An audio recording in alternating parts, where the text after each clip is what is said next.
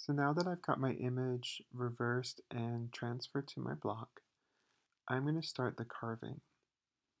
Now, the thing you want to begin with is called the moat, and this is kind of like the moat that you get around like a medieval castle. It's a protective area that um, separates the material you are removing with the carving tool from the material you're trying to keep.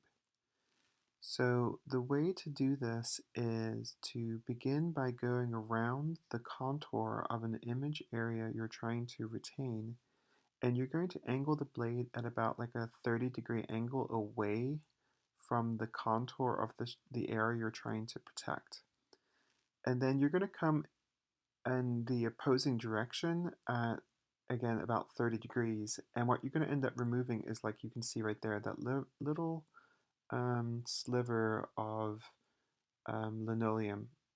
And that little sliver is going to give you a lot of protection as you start carving so that you don't accidentally carve away an area of the block that you're trying to keep. Because once you start carving, you can't put it back. And so you want to do everything you can to protect it. So what you're going to see me do here is go around the whole block and carve my moat in sped up time um, to protect my image area from the carving that I'm going to do.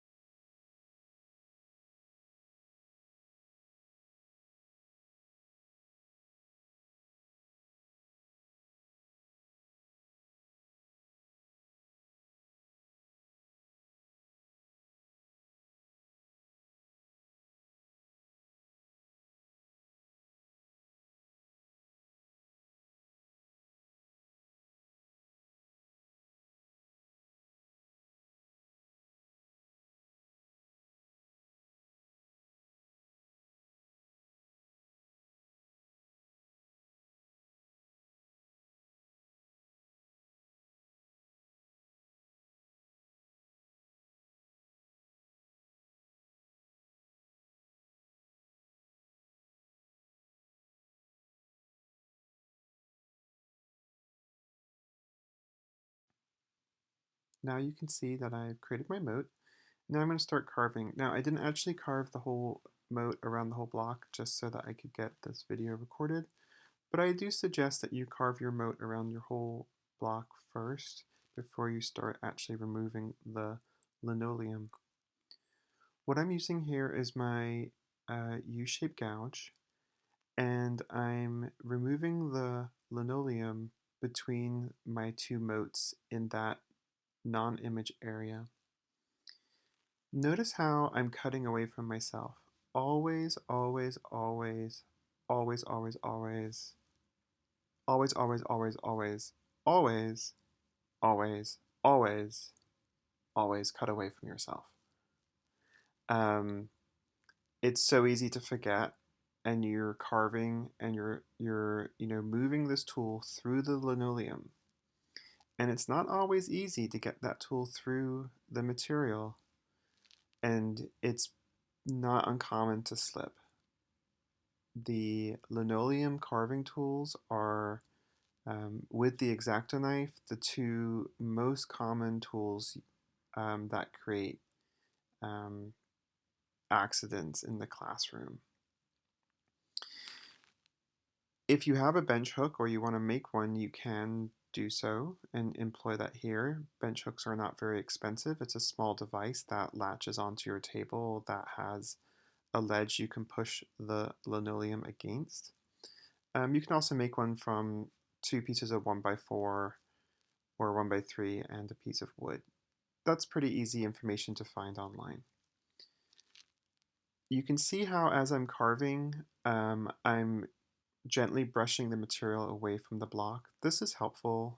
It's really easy to get the linoleum that you've removed into like the non-image areas, and then sometimes that prints. If you've done a really nice job with your moat, it should be pretty easy to protect those image areas. If at any time you're having a hard time carving your block, you can put your block into the microwave for just like 10 or 20 seconds, depending on the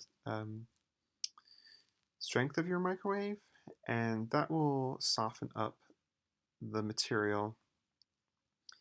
If the material is too soft, it's really difficult to get a clean line on, so you don't want to overheat it, but it can definitely help. Try not to carve through the block. You don't need things to be so deep that you're carving through the burlap on the back. Any scratch you make to that surface is going to print. So be careful with your tools, number one. Number two, that gives you an indication that you don't have to carve super deep to create a relief in the block. You have different size gouges for cleaning out different sized areas. Use them to your advantage. When you have large areas to clean out, you want to try to remove as much linoleum as you can, getting the surface as flat as you can, especially if it's a really open area, because the brayer will drop ink in those large non-image areas, and it possibly can print. So as you do your carving, your goal is to create a height difference between the non-image area and the image area. And again, this is actually pretty easy to achieve. So you can see right there, I'm carving towards my hand. That's not a good practice, and it shows you how easy it is to forget. Sometimes it's just ergonomics, the way that the block is turned, or the way that you're seated in conjunction to your block. And so you have to rethink that so you don't carve towards your hand. Those of us who have been printing for a while, all of us have hurt ourselves with these tools, and I would like to help you avoid that. If you're using a gouge like a U-shaped gouge, you'll notice that it creates like little valleys and crests, the crest being like the higher point of the gouge mark and the valley being the lower. If you've got a large image area again, you want to use your flat tool to remove that. You have a flat gouge or any sort of the larger gouges will be useful to help you to smooth out that area. So I'm just going to go around the block now and do all my carving and get the block ready for printing.